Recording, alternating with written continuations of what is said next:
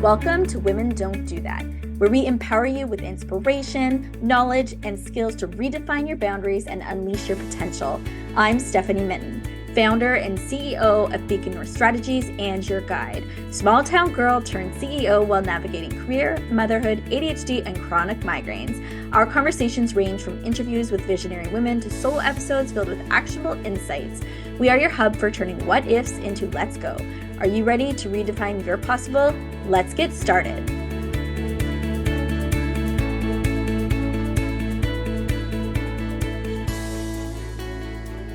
Welcome to Women Don't Do That. Today, I'm talking to Melanie Paradis, powerhouse speechwriter, founder, and mom of two. She's building her business and raising kids. We get into what it's like to start and scale a business, have a baby while running a company, and what she expected versus what is reality. Whether you're a mom thinking about launching something or deep in the jungle, there's something in this episode for you. Let's get into it. Welcome, Mel. Thanks for having me. I'm excited to have you here and really unpack being a working mom, but also being a founder as an entrepreneur who not only had kids before, but you've also had a child in the last year.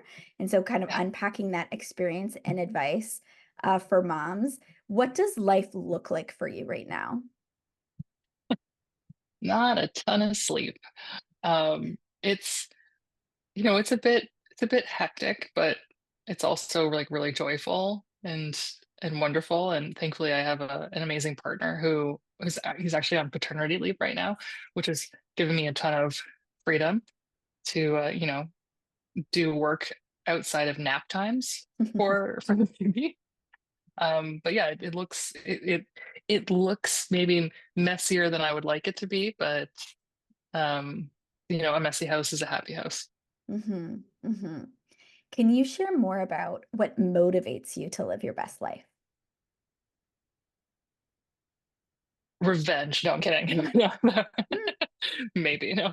Um, what motivates me to live my best life? I mean, for starters, you only get one, but I also think like everyone's best life is different. Like, mhm, there may be like societal expectations and constructs of what your best life should look like, but for me, and for my partner Mitch, like we talk about this a lot. Like family is really important to us, um, but freedom more than mm, anything is really important to us. The freedom to spend time how we want to, so not be slave to like a 3 hour commute.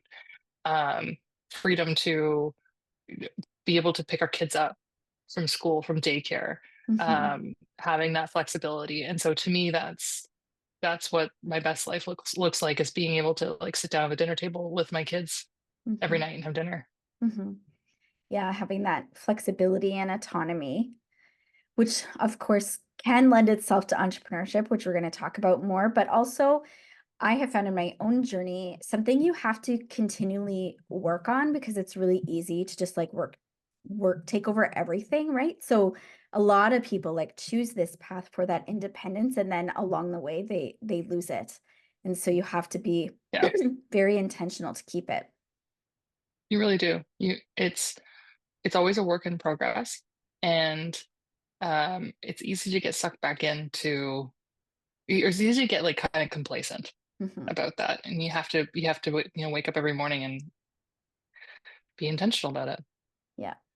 Well, when your kids get older like mine, they can also very much voice their opinion about it and give you advice. Oh, my 3.5-year-old already is like he's Yeah, very opinionated about what he wants to do and not do. great. Can you tell me more about like starting your business? When did you start it? How did it come about? So I worked for like 15 years in the private sector in consulting firms, so government relations firms as a lobbyist Mhm. and communications firms doing media relations, writing. I should add, Mel, Always that's been how we first met. So earlier in our yes, careers, we both worked at the same consulting firm, but in different cities. that's right. Mhm. Yes. Um, and I loved that work. Um, Politics to me was always like a side hustle. I would volunteer on leadership campaigns, on general election campaigns. Eventually, I'd also, be paid to work on those too. Um, but when Aaron O'Toole became the leader of the Conservative Party of Canada, I quit my job in the private sector and went to Ottawa to be his director of communications and his sort of his principal speechwriter. Um, and then very quickly got pregnant, and so um, I was off on maternity leave during the 2021 general election. My husband was in the war room though. He did Mr. O'Toole's debate prep. Um, and he also worked he worked on the Hill in the same office. He was running question period prep for the opposition. He's really great at that. So I was on leave at the time, but I still was involved in the campaign. Like I wrote the election night scripts, for example. There's still like some pieces that I was involved in. But then fast forward a few months later, in February of I guess 2022, Aaron O'Toole was ousted as the leader. And when that happens, the people don't really understand this. So you think that like, oh, it's just the politicians out. No, like the whole office gets fired. So like dozens of people were fired right away, myself included, although I was on maternity leave. And so I basically got the rest of my mat leave as my severance essentially. And I had a couple months to figure out what I wanted to do next. At this time, I had no daycare because my son was like only 7 months old, and I had to think about like what am I going to do? So I started to think through what a company might look like, what a niche communications company that just does like advocacy communications for CEOs. We treat CEOs like they're ministers. We staff them for their communications. We write like op-eds for them and speeches. We do media relations for them, prep them for interviews, just like you would with a minister, federally or provincially. Anyway, I thought that that was like a niche space, and all I had was nap time to build this, and so that's what I did. Was my son was taking 2 naps a day, and during those naps, we're talking like 90 minutes. Mhm.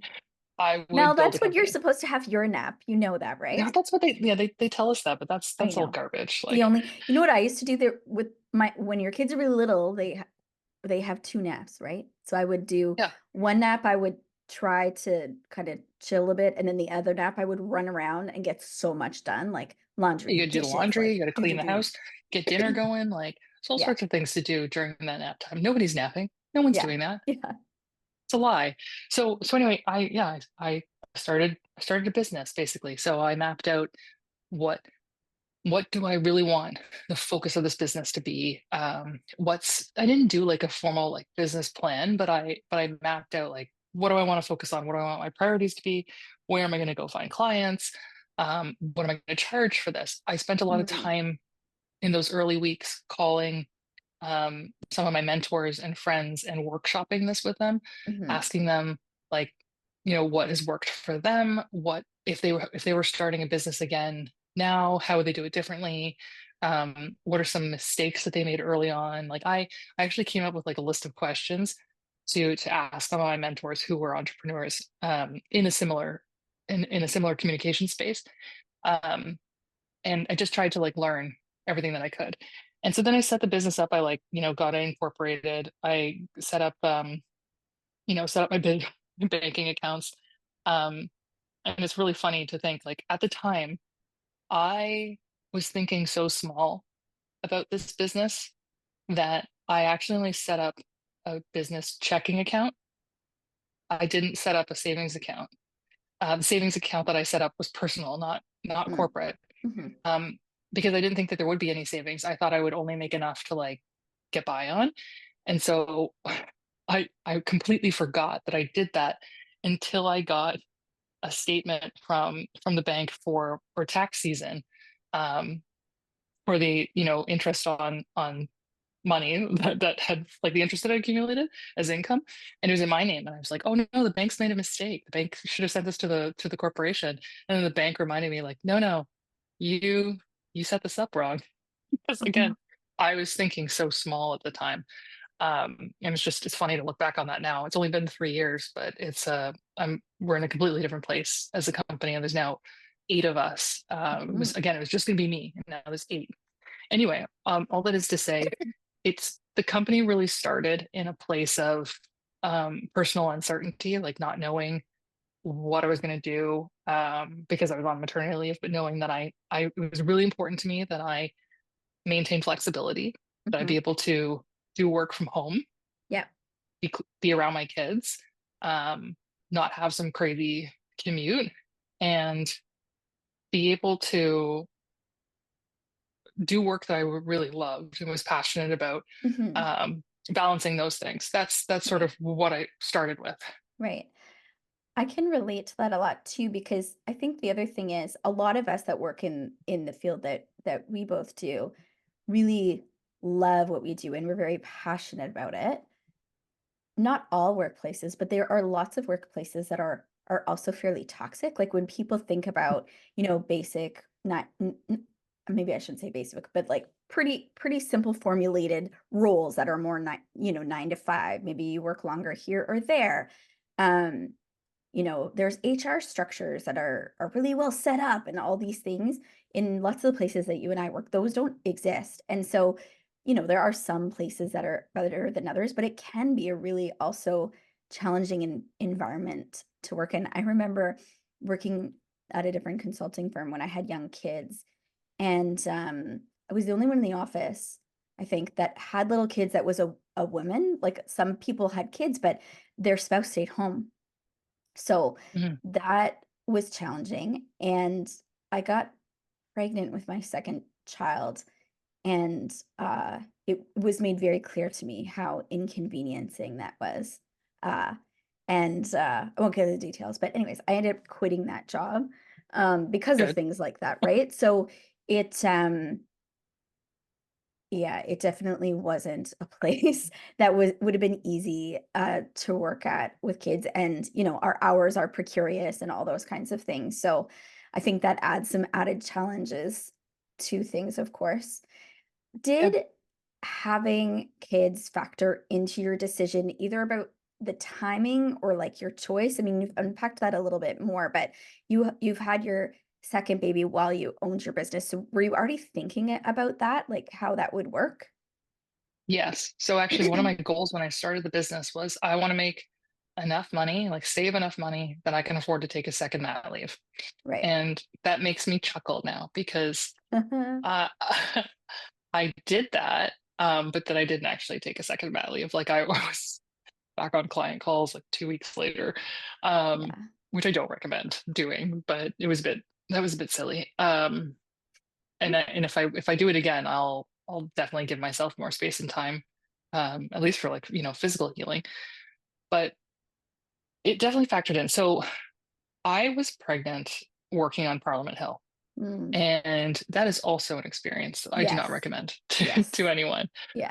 Working on Parliament Hill is already an insane thing to do. The hours are wild. The hours are constant, including while you're sleeping. It's just, it's a Especially relentless in job. comms roles too, right? Like it's Yeah, and this was yeah. a crazy time. I was in comms during COVID, um, during like a, a really challenging time for the country. Um, and in this case for the leader of the opposition. Um, so in addition to like running around and doing all the crazy things that you do as a political staffer, I was very pregnant. And so there would be times where, and because my husband was working there as well, like we would drive to the hill together and drive home together. And there'd be days where the stress was just so much that I would just be like sobbing in the car, because like your hormones are crazy, Mhm. and like you just don't, your body is, and you're trying to like maintain, like I need to be okay. I need to be calm. He needs a, a calm environment, right? Right. Like you're trying to like not internalize the insanity that you are and the toxicity of your Yeah. environment so that you can like basically be a temple for your baby. Yeah. Um, and I wanted to never experience that again. So that was also Right. part of the inspiration behind starting this business. Yeah, I can definitely appreciate that because even in the best of circumstances, pregnancy can be really difficult for some people, right? I was one of those women who threw up their whole pregnancy. Oh my And I gosh. distinctly remember, Mel, jumping off a city bus to throw up in the garbage can beside the bus shelter and then like getting on the next bus to like get to the office, right? Like just wild. And actually with my first baby, this was like way before COVID. You probably just Um, popped some gum in your mouth and went to a oh my meeting. God. Well, yeah, but in my with my first pregnancy, it like there was, people didn't really work remotely. But VPNs and stuff did exist at that time. And I had a cubicle and I was throwing up like every day. And eventually my coworkers were like, you can't be here. So they did let me a couple days a week work from home, which was unheard of, but they were just like, this doesn't work for you or for us. Clearly. Like, yeah, not cool. So I'm very glad that those years are behind me. Um, so when you had your second child, like you now have your business. So how did that line up with some of the growth phases of your business? Like what did that look like? Well, I timed it perfectly for an August birth. And no, like, I mean, that is kind of how it worked out. But no, the part of the challenge was while we got pregnant pretty easily the first time, the second time around, we needed some help. Like I needed some pretty basic fertility support. Didn't need to do anything invasive, but I it it definitely that part was a struggle because you're going to all of these appointments trying to like get pregnant. And then like if you do cycle tracking, they send you for ultrasounds every 2 days, right? So you're doing that. You can't and you have to go at the time when they have an appointment. That's it. So like Mhm. whatever other meetings that you thought you had that day, you need to move them. And then after you have the baby, you have to go for a million appointments too. Like there's all sorts of stuff that you need to do. Um, Yeah. so of course, like scheduling was challenging, but at this point, like at the point where I was pregnant with my second and having the baby, had a team in place that was really great at covering for me with clients, and they're all like direct facing with clients. So we got to a place where I didn't really need to be there. The biggest challenge was actually just me delegating, me Mm. giving like handing things over and like trusting that everything was going to work out. And it did, thankfully, and continues to. But like that was actually the biggest hurdle was surrendering. Right. So when you were thinking about this, like you're gonna have a baby, what like how did you figure that out? Did you hire staff on purpose? Was that already in place? Like some of those kinds of things. Like were you thinking you were gonna take longer? Like how did you kind of approach that time? Good question. I I think I did start to hire a bit more, so that there'd be more support. Basically, like if I took a step back, there'd be more people to deal with the client work and fill in. But it was never my intention to just like disappear and go dark, for more than was really necessary for like physical healing. Right. Um, Again, like that was a choice. I mean, it's so hard when you're an entrepreneur. You Hmm. really can't just walk away from the operation of the business. There's things like you you need to make payroll. Like I Hmm. at a minimum, every Yeah. 2 weeks, I need to go in and transfer money to make sure that people get paid, right? Right. Like that's the minimum that you need to do. But a Yeah. lot of my clients are really good in understanding, in part because I wouldn't want to work with anybody who wasn't like, Hmm. Yeah. and that's one of the other advantages of being an entrepreneur is you get to pick who you work with, and we Yes. only work with really awesome people, um, many of whom will like frequently see my baby during Zoom calls if I need, if she's being fussy and I've got to grab her. That's it's not a big deal. I think the culture has shifted and it's really enabled women to do this. Hmm. Since COVID, we've seen across North America a really big surge in women women in their 30s and 40s starting their own businesses. Hmm. And I think that's a direct response to we experienced what working from home was like during Hmm. COVID. Hmm. Now, some workplaces are forcing people back to the office. Yeah. And there are a lot of women who are like, nope, not Yeah. going to do that. Even if I make less money working for myself, I'm gonna that's a that's a risk I'm going to take because it's not worth the stress Hmm. of, and not just the stress, but like the time that you lose commuting into an office. And in my case, writing is not something that is, in my opinion, conducive to an office environment. Yeah, I would If agree.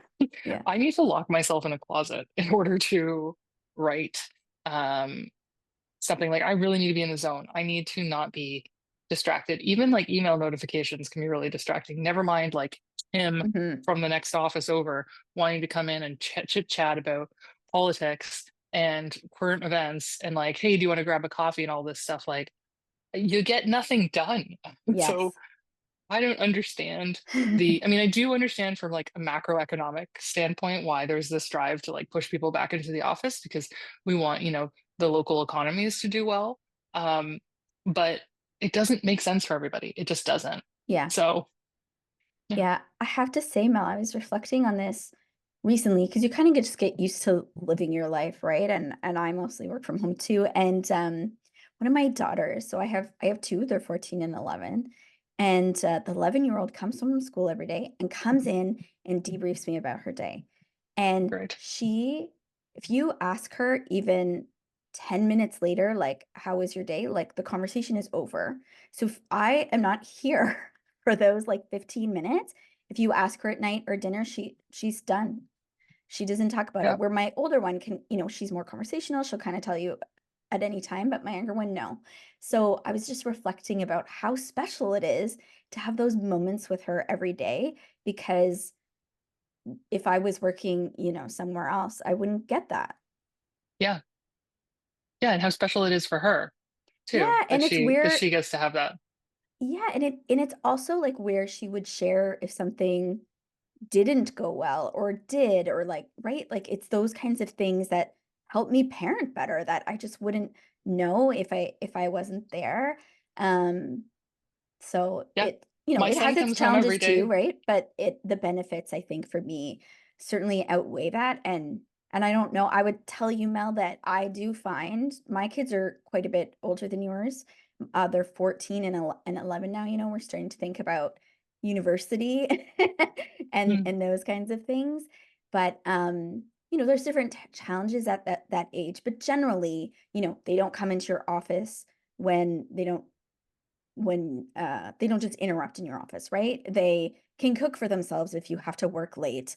They can stay home alone if you need to run out. So, like, there are things about as your kids get older that make this experience like even easier to do remotely. That yeah. maybe can be a challenge at the beginning. Oh, I mean, my office is not even in a separate room. Like my setup is like our front living room, basically. Like the kitchen's right over there. Like um, Yeah.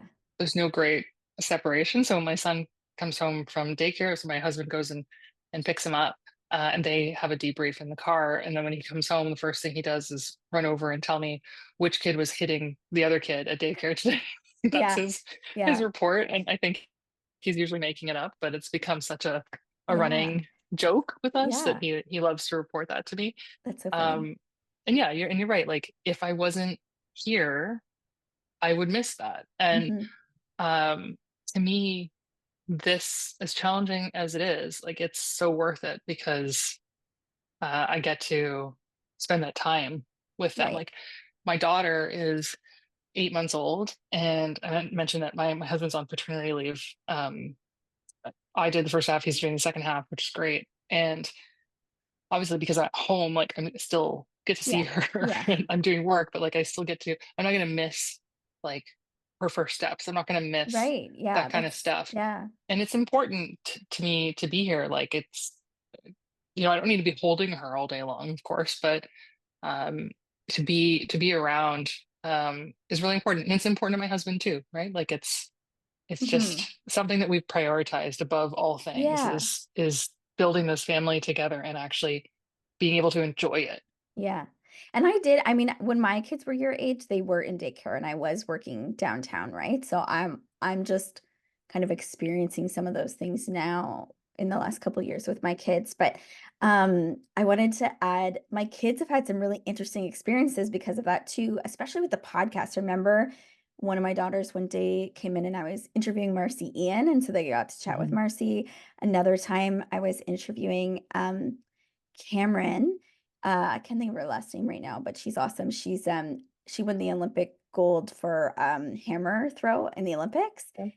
And my daughter happened to be home with like six of her friends. They're all athletes and they all came in and she gave them a pep talk. Like it was That's just, cool. yeah, it was very cool. So that's been really fun too. You mentioned about, you know, you thinking you were going to take a little bit of time off. It sounds like you didn't quite take as much as you thought. Can you talk about that? Like, what did you have planned versus what actually happened? I mean, when I started the business and one of my goals was to like save enough money for a second maternity leave. Like the idea was definitely I'm going to work and then I'm going to take a leave. And my husband will be working instead, and then I'll just sort of pick things back up again. But that was when it was just me. Hmm. And once you hire employees, all like everything changes because all of a sudden, like I'm responsible for people being able to make their rent or their mortgage payment, Yep. right? So I can't just Yes. like pause because Hmm. these people's lives would be severely disrupted. And then you don't Yes. know if you'd get them back. Like you Yeah. can't, Yeah. yeah, there's no on and off switch for this. So that significantly changed my plans. Um, and uh, yeah, I mean, if I do it again, and we are hoping to have another, that I think I will probably bring someone in or promote someone to be able to run run things Right. in my absence. And one of the things that I have done in the past few months is hire a director of operations, Ivana, who's incredible. Ivana Perkis is like just she has been a huge game changer for me personally, but also for our business. Um, and so I think like as I'm imagining what another leave might look like, it's setting things up within the company so that um, I'm really I don't say like I'm not necessary because that's sad. I But always that want to you be can step necessary, away, right? Like but that that's I can the, step away. yeah. Yes, and Yeah. I've seen other people, other women who are founders do that, where they'll bring someone in to basically fill in for them, Hmm. or promote someone within to be like the interim president. Hmm. And you just empower that person to make all of the business decisions. And what I think is really great about that is when you come back, Hmm. then all of a sudden you've got a real partner Yeah, and in also running things. that's what I was gonna say. Like you could still obviously you're still gonna work there, but you can even transition your role a bit, which is probably not a bad thing. Yeah, Hmm. It exactly. gives you And then more it allows you choices. to really change how you what your day to day will look like going forward from there. And if Hmm. you want to be making changes so that I'm not like, I'd love to make changes so that I'm not editing things at 8 o'clock at night. Like Yeah, because yeah. let's be honest, I know. one of the things that happens when we have kids is you're like, okay, there's a second, we call it the second shift. Everybody Yeah. has this. You do all the work that you can up until like 4 or 5 o'clock, depending on what your hours are like. For me, Yeah. it's, I try to down tool at like 4:30 when my son comes home. Um, try being the operative word. Yeah. And then spend some time with him. We do dinner. My husband is a great cook.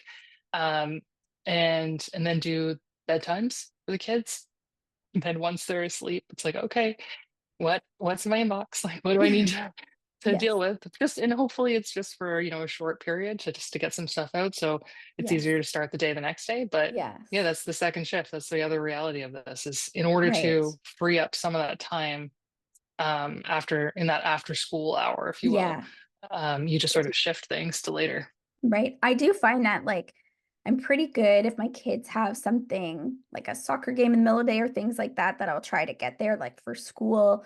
But I do find often I'm not very good at have clearing the day where I don't still have to work in the evening. Like it just feels like I typically still have to work those hours to like make it all fit. But at least because I'm working for myself, I can shift those things around.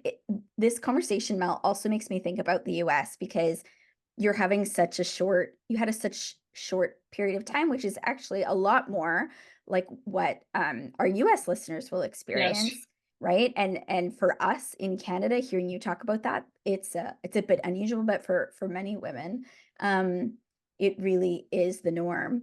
How did you like, because you had staff, maybe it's different, but what was that transition like with clients? Like, did you tell them, like, did they know? Did you transition them to other Most of people? them How know. did you do it? Yeah. So all of our clients, they don't just deal with me, like they get the team, so they'll at least have, someone else. Um, for that reason, like just because it shouldn't always, can't possibly be sustainable for it to always be me. Um, so yeah, most of my clients knew that that I was having a baby and that I'd be, back soon, and that I wouldn't be like on video calls for a while, but Yeah, that I'd it's good you'd that see me you in the told emails. them. Yeah. Yeah. Um, but yeah, and most of them were just very excited. It also happened that it was in August. It was like I had my daughter the civic holiday long weekend. Um, no one does anything in August anyway, so it was really, You it's kind of picked a naturally a perfect quiet time. Yeah. period. Yeah, it's a Hmm. quiet period in our industry.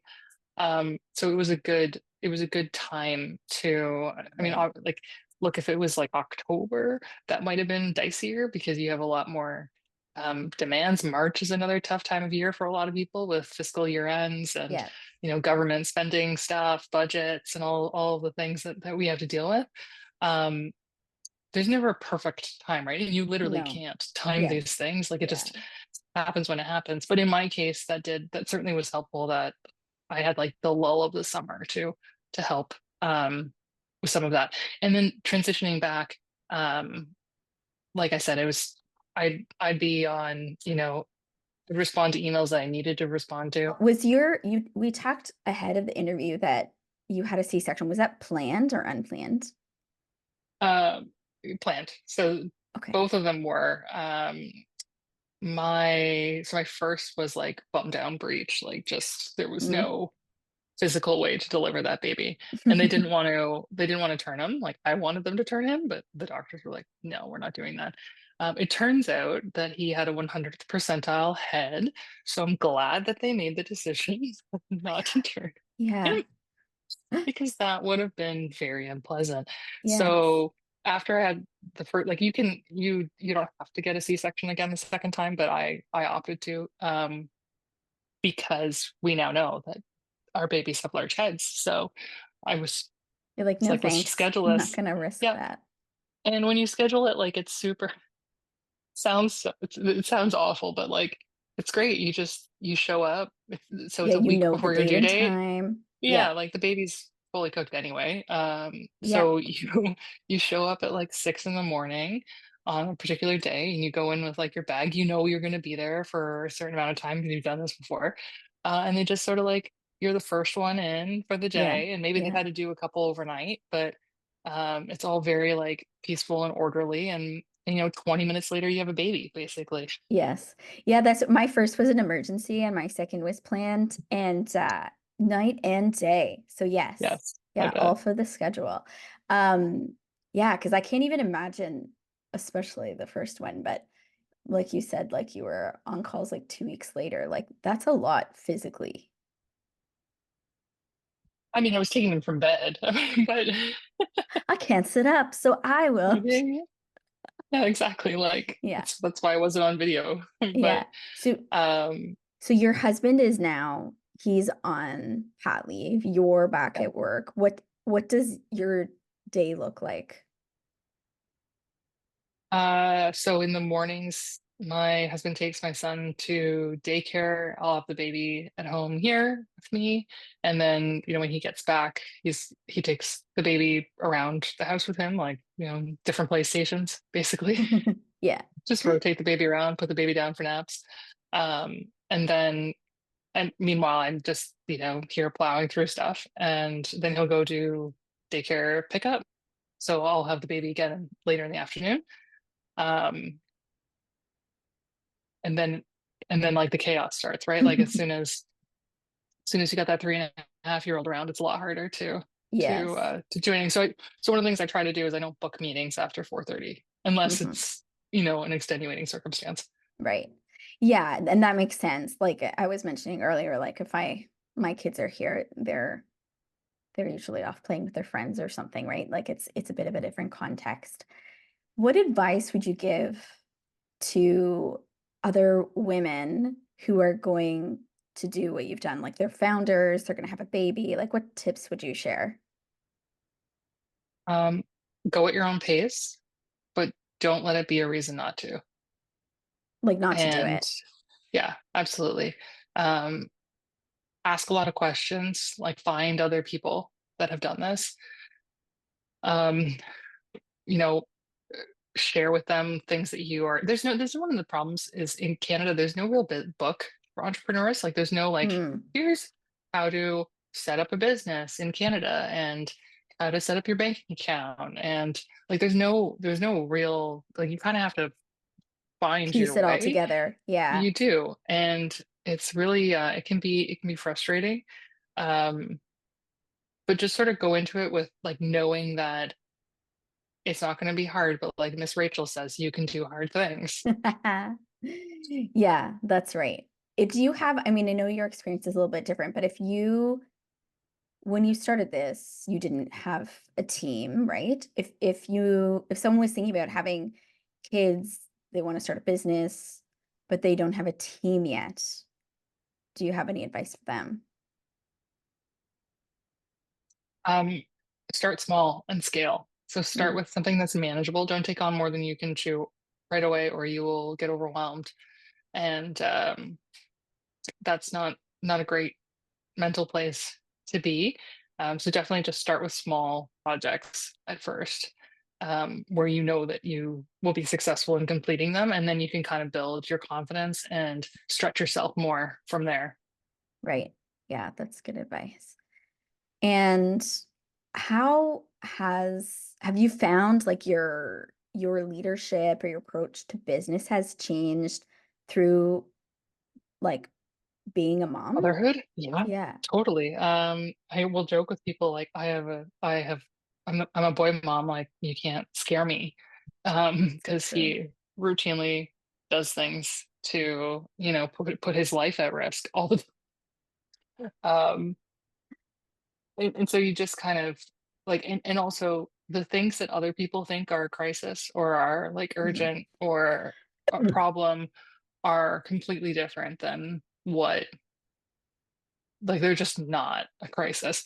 And so I think you're better able to calmly respond to Right. to things.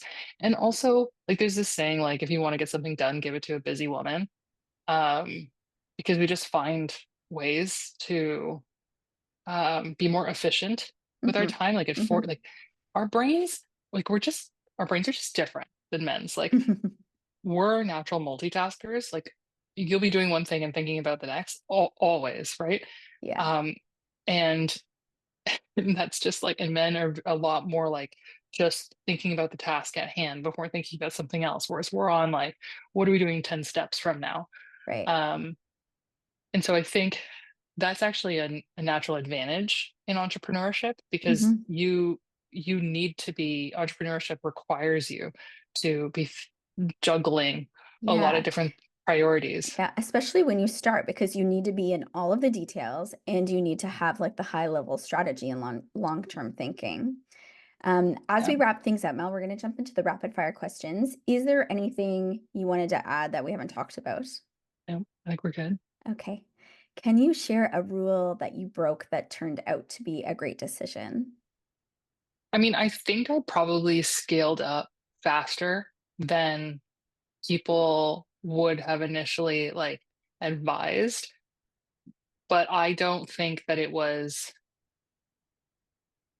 um I still think it was a conservative scale up based on like revenues and projections and all of that stuff. But initially, I think people would have recommended um, maybe hiring more slowly. I mean, it's been 3 years and I've got 8 people now. Yeah, it is very fast. Yeah. But I think that's a good business tip for people is like everybody's context is different too. And everybody's also like I have a very high comfortability with risk that lots Yeah. of people don't have too. So there's lots of little factors that factor into these things. Who's a woman who continually inspires you? I mean, there's so many. Um, so I have a mentor, Matt Wilcox, and she's incredible. She's like living in France right now. For years she lived in Mexico. Um, just like would she ran a communications firm for many years, and she just lives her best life like always, and she's Mm, just um such an inspiration to me because she's someone who managed to like do all of the things, um and is just thriving and you know exploring still and is still so curious and mm, passionate about the world, and wanting to change things, and grow. And I love that energy. hmm. Um, and I hope that I can always carry that with me. That's amazing energy. What's one book that has significantly impacted your wisdom or perspective? Um, so this one, Material World by Ed Ooh, Conway. okay. It's fascinating. It's about 6 raw materials that shape modern civilization. It's Mm, not a business book or like a self-help or healing or anything. It's something like that. It's literally like just understanding the world and from the context of like history to today, what materials are necessary for our modern life. And it's mm, everything from like sand, right, and salt, right. and how like we literally cannot function without these things, and how important the mining operations are related to them. It's just fascinating. Like if you have any interest in supply chains at all, especially in this modern, like in this moment, Right. Yeah, geopolitically, it seems it's a very super applicable. fascinating book. Yeah, Yeah, totally. very interesting. Well, thank you so much, Mel, for sharing your story and just opening the door to, what it's actually like and the advice for women today going through something similar. I really appreciate your time. Thanks so much for having me. Thanks for joining us on Women Don't Do That. Don't forget to subscribe and leave a rating or review. Connect with us on Instagram at Women Don't Do That and visit our website www.womendon'tdothat.com for more details. Join our Patreon to support our work. Find all of the links in the show notes. Remember, you have the power to transform your what ifs into let's go. Together, let's redefine your possible. Until next time. The opinions expressed by guests are their own and do not necessarily reflect the views of Women Don't Do That, Stephanie Mitten, or affiliated brands.